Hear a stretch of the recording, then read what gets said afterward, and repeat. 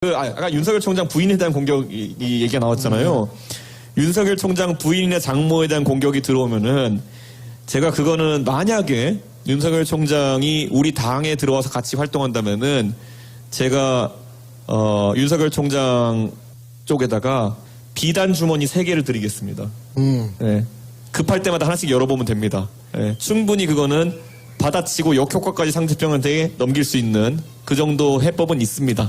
미리 말하지 않는 것일 뿐. 오늘 생각지도 못했던 일이 벌어져서 영상을 남기게 되었습니다. 이준석이 생각지도 못하게 자기 속내를 은근히 밝혀버렸습니다. 일단 저는 이준석이 저 보자기 속 내용을, 자기가 말한 그 비단 보자기 속 내용을 끝까지 밝히지 않고 주변을 감질나게 하면서 자기 가치를 극대화할 전략을 쓰고 있는 것으로 보았습니다. 그런데 살짝 실망스럽게도 그 발언 하루 만에 바로 그 내용의 일부를 밝혀버렸네요. 미리 말하지 않는 것일 뿐. 그 부분은 살짝 실망스러운 감이 있었습니다.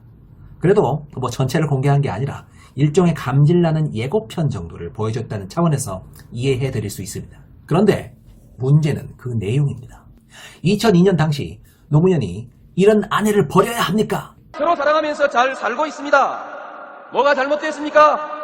이런 아내는 제가 버려야 합니까? 이 아내를 그대로 사랑하면 대통령 자격이 없다는 것입니까?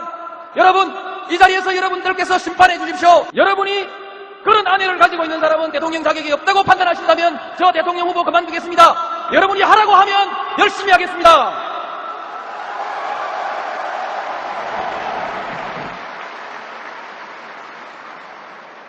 9시 반에는 당선 유력에서 당선 확실로 굳어집니다. 윤석열도 처가의 범죄 의혹을 제가 사랑하는 아내를 버려야 합니까? 라는 한마디로 일축시킬 수 있다. 그런 식의 방법론으로 헤쳐나갈 수 있다. 라는 것인데 저는 이걸 동일선상에서 파악하고 있다는 점에서 이준석의 사안을 본 눈이 그리 뛰어나지 못하구나 라는 생각이 들었습니다. 왜 제가 그렇게 보고 있느냐? 이렇습니다. 이인재 후보 측에서 노무현 후보의 아내 권양숙 여사의 빨치산 혈통을 문제 삼은 상황이었습니다. 이에 대해서 노무현 후보가 맞받아쳤던 발언이 바로 사랑하는 아내를 제가 버려야 합니까? 였습니다. 이 문제의 본질은 사랑하는 아내니 뭐니 하는 감성적 접근법, 그것이 발휘한 위력이었을까요? 아닙니다.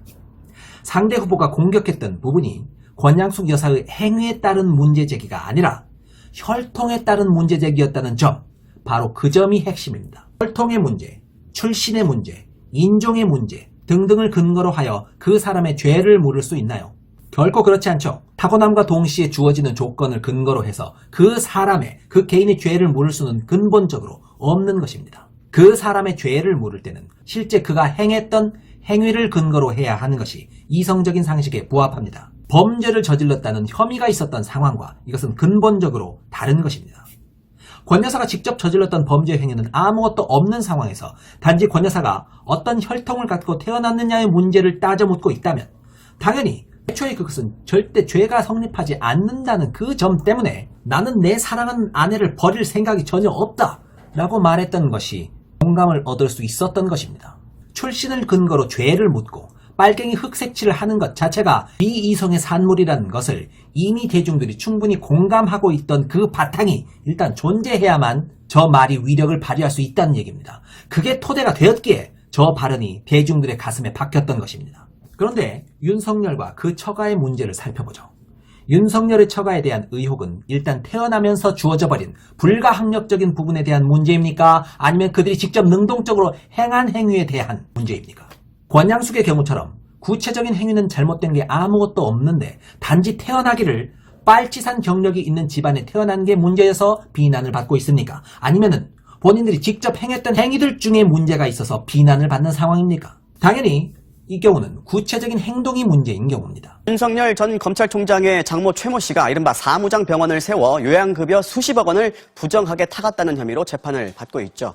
동업자들은 모두 진작에 징역형이 선고됐지만 최 씨만 뒤늦게 재판을 받는 건데요. 검찰이 오늘 최 씨에게 징역 3년을 선고해달라고 재판부에 요청했습니다. 장모라는 사람은 요양병원을 차려서 보험금을 착복하였고 계약서를 조작하고 증인을 매수해서 사기 수익을 올린 바 있습니다. 처라는 사람은 도이치모터스 등의 주가 조작 의혹을 역시나 받고 있죠. 이게 권양숙 여사의 경우처럼 바꿀 수 없이 주어져 버린 것에 근거하는 것들입니까?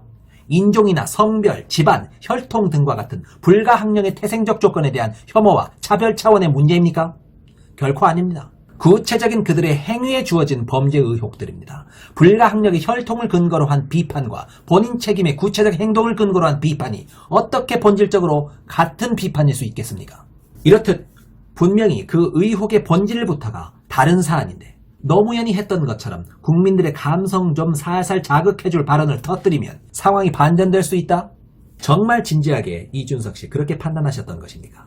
금융사기에 가까운 그런 사건이라 그 대응으로 가능할까요? 김원준 씨는 뭐가 사랑이라고 보세요? 와이프분이 진짜 사랑스러운데 그게 제 말은 사랑의 문제가 아니라 장모가 진짜 무슨 어떤 결격 사유가 있을 것 같다. 그걸 미리 알았으면은 그러면은 와이프를 버려야 되냐? 제 말은 같은 대응으로 그만한 효과를 거두겠느냐 이런 질문입니다. 지금 국민들을 개돼지 취급하시는 겁니까? 사랑하는 아내니 뭐니 하면서 감성 좀 건드리면 그 자체로 위력을 발휘하리라 보셨습니까? 쟁점이 되는 사안 자체에 대한 이성적 판단도 없이 국민들이 감성 좀 살살 오르만져주면 얼씨구나 하고 따라와 줄 줄 아셨습니까?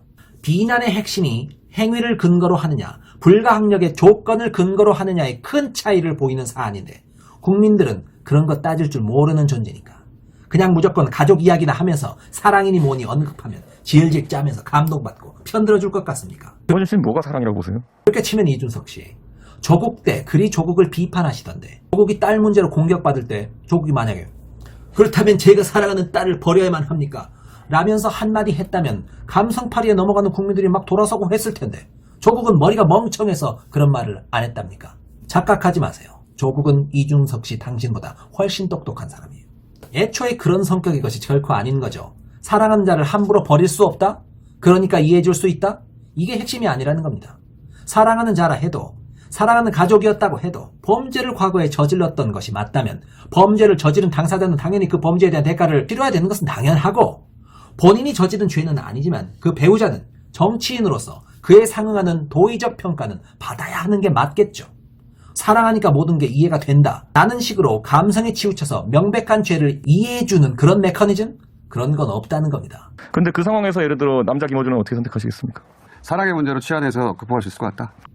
착각하신 부분이 노무현에게도 그런 면죄부가 주어졌던 것으로 생각하는데 애초에 혈통이 빨치산인 것 그 자체는 죄를 물을 수 없는 성격이 것이기 때문에 용서가 되었던 것이지 감성이 자극됐기 때문에 국민들이 용서해줬던 게 아니었다는 얘기입니다.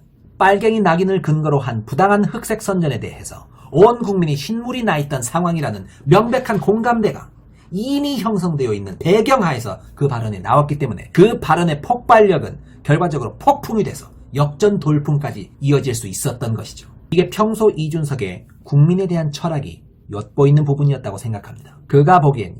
조금만 선동하면 앞뒤 따지지 않고 선동당하고 별것도 아닌 것에 감동하기도 하고 화를 내기도 하고 화열되기도 하고 식기도 하는 수동적인 판단의 주체.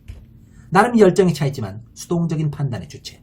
그것도 그럴 것이 분명 본인 자체가 이준석 본인 자체가 20대의 과몰입 열기에 편승하여 스타가 되신 전력이 있으니 그렇게 국민을 바라볼 만도 하겠다 싶긴 합니다. 페미니즘 관련한 그 본질상의 문제를 따져보지 않고 일단 핫한 열기에 편승하여 반페미를 표방하면서 승승장구하셨죠. 이준석 씨, 국민은 그런 존재가 아닙니다.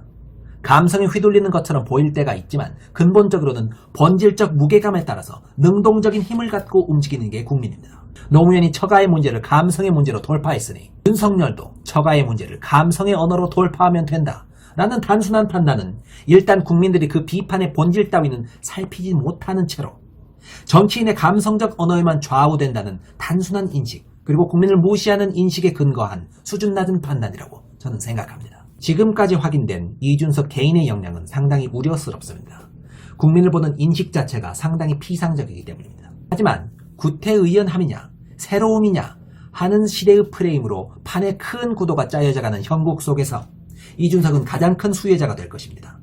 그는 이번에 분명 당대표가 될 것이며 언젠가는 대선을 노릴 만한 기회를 맞이할 수도 있으리라 봅니다. 그런데 그가 그래도 될 만한 깊은 식견과 역량과 자세를 갖췄는지는 아직 확신하기 매우 어려워 보입니다. 박근혜의 탁월한 식견에 매료되어 공도리의 진로를 포기하고 정치 일선에 뛰어들었다는 말을 진지하게 했던 이준석입니다.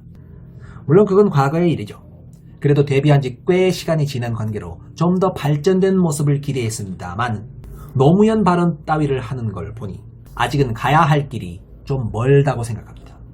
당대표 격에 맞는 역량과 노련함, 국민을 능동적 주체로 존중하는 겸허한 자세가 무척 필요하리라고 생각합니다. 당대표가 당신은 되실 것입니다. 축하드립니다. 감사합니다.